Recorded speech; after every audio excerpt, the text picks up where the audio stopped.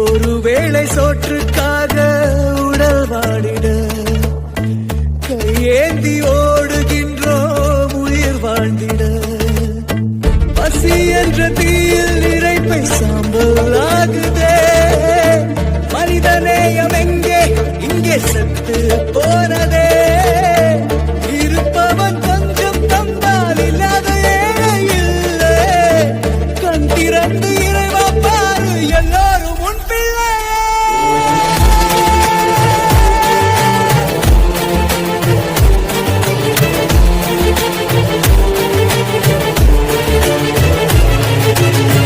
ஒருவேளை தோற்றுக்காக உடல் வாடிட கையேந்தி ஓடுகின்றோம் உயிர் வாழ்ந்திட.